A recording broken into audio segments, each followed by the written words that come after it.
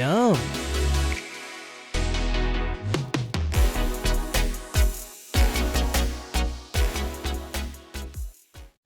Greetings, food fiends and mania munchers alike.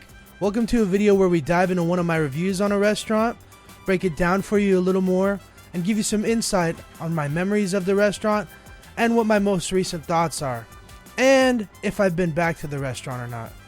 And then we'll do a rating on the munchie meter. So let's load up our plate. Today's review is on Rene's Cowgirl Cantina. And the dining style of this establishment is casual dining. Hey, waiter, could I get another beer over here, please?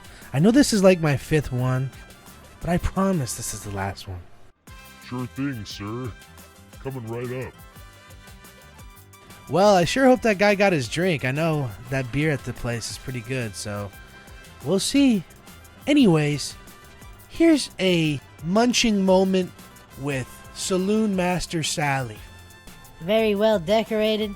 Staff was nice. Chips and salsa were pretty good. Green salsa, that is. I wasn't really into the red salsa. Tasted like strawberries.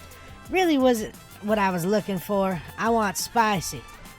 My Al Pastor street tacos were pretty okay. Not a ton of bite like I was hoping for, but they did the trick because I was craving some anyways. Churro was good, but it's a churro, so how can you mess it up? 4 out of 5 just because I wasn't fully satisfied with my tacos. And by the way, y'all, that does not reflect the munchie meter. Oh, that was interesting. I've never heard a woman with a voice like that. Maybe she should sign up for Alvin and the Chipmunks' new movie. I don't know if they're having a new movie, but you know what I mean. So, now on to the likes and dislikes of Rene's Cowgirl Cantina, Old Town Temecula. So, for my likes, we've got well decorated, nice staff, quiet place, distance seating, and lots of menu options. So, for the first one, I said it was well decorated. The place was very colorful, very vibrant, very cultural, just an all-around bright place to be in. Second one, nice staff. The staff was really incredible. Both of the people who were working as a server there came over and talked to me, had a bit of conversation, just all around great people. When I was there, it was quiet. I'm not a big fan of noisy restaurants, especially when it's packed, but because this was like a Tuesday in the afternoon, no one was coming here for drinks or anything, but expect it to be noisy if you go here in the nighttime. Distance seating. So I went here during the pandemic, and you could still sit inside with the mask off because they had people seated all across the restaurant. And this is a small place, so you know there's not a lot of room, but I was definitely 10 feet away from the person behind me or in front of me. And lots of menu options. There was a ton of menu options for a cantina place. I wish I would have ordered a couple different things, not just my tacos and a churro. There's a lot of stuff there to be had, and some Mexican street food, some actual cowboy inspired food, and it was fun. Now for dislikes, I have 2. Waited a while for food and distracted staff. So typically for tacos, you only have to wait like 10-15 minutes, and I feel like I waited a half an hour for 3 tacos that I had, and I think I even waited longer for the churro, or it sure felt like the churro was taking a long time. And I know they're making the food fresh, but it is a taco. I feel like maybe they would have the meat ready already so they could just heat it up in a skillet and then, you know, have some taco shells pre-made. And I'm not saying that I want them to rush the food, but it just seemed like for how little people were in that restaurant, I feel like I should have gotten my food faster. And second thing is distracted staff. A lot of the time, I would try to get the waiter's attention, or waitress, attention, and they would just be having a conversation with this one guy at the bar.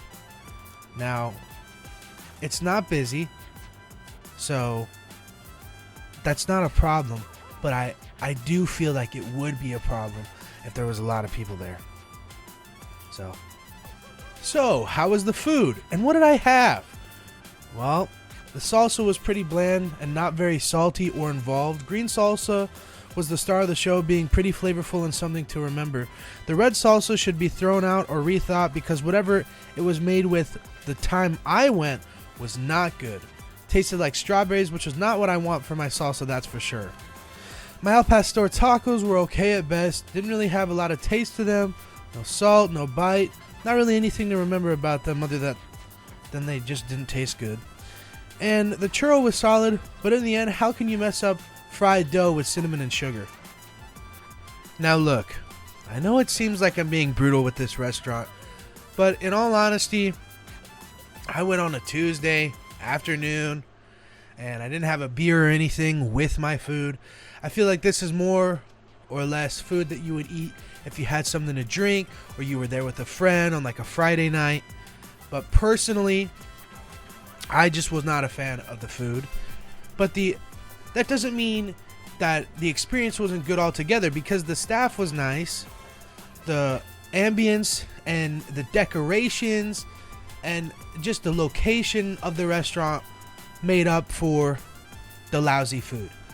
So that's why I'm giving it a 3 munchies. Because while it wasn't fantastic, it also wasn't horrible either. Like, I would still go there again. And maybe the chef was just having a bad day, or maybe I got a bad batch of food. Now, if you've ever been to this restaurant, drop your thoughts in the comments below if you had a good or a bad experience. And if you like this video, make sure you hit that like button. If you really like this video and you like my channel altogether, hit that subscribe button and make sure you turn on notifications to be notified every time I post a new video. And that's all for me. Make sure you keep your plate full, but save room for dessert. I'm out. Peace!